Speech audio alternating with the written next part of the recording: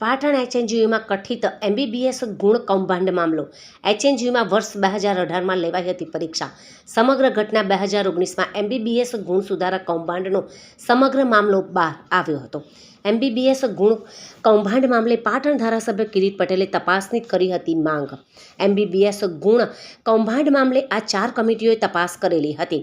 HNGU કારોબારી committee, ગૃહ વિભાગના અગ્ર સચિવ પંકજકુમાર, શ્રી ખેર, પૂર્વ સચિવ, કૃષિ યુનિવર્સિટી દાંતીવાડા અને સીઆઈડી ક્રાઇમ એમ કુલ 4 જગ્યાએ સમગ્ર ઘટનાની તપાસ કરાઈ હતી. તપાસ કર્યાના ઘણા વર્ષ પછી એચએનજીયુના કુલસચિવ રોહિત દેસાઈએ 17/3/2025માં બી ડિવિઝન પોલીસ સ્ટેશન ખાતે ફરિયાદ નોંધાઈ હતી. બી ડિવિઝન પોલીસ સ્ટેશન ખાતે 6 લોકો સામે નામજોગ અને તપાસમાં જે નામ ખુલે તેના સામે ફરિયાદ નોંધાઈ હતી. ફરિયાદ નોંધાતા તેમાંનો એક આરોપી ડૉક્ટર કનુ ચૌધરી આગોતરા જામીન લેવા કોર્ટમાં અરજી કરતો હતો. કનુ ચૌધરીએ પહેલાં સેશન્સ કોર્ટમાં આગોતરા અને પછી હાઈકોર્ટમાં આગોતરા જામીન અરજી કરેલી હતી.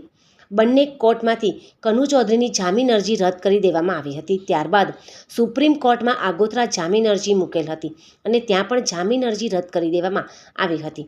જેના પગલે ગઈકાલે મોડી રાતે Patan B division police station ખાતે કનુ ચૌધરી કોર્ટના આદેશ પગલે હાજર થયો હતો. બી ડિવિઝન પોલીસ સ્ટેશનમાં હાજર થતાં પોલીસે કનુ ચૌધરીને કોર્ટમાં રજૂ કરવામાં આવ્યો હતો. કોર્ટ દ્વારા કનુ ચૌધરીના 7 દિવસના રિમાન્ડ મંજૂર કર્યા હતા. કનુ ચૌધરી હાલ બનાસકાંઠાના પાંતાવાડા ખાતે પીડિયાટ્રિક ડૉક્ટર તરીકે ફરજ બજાવે છે.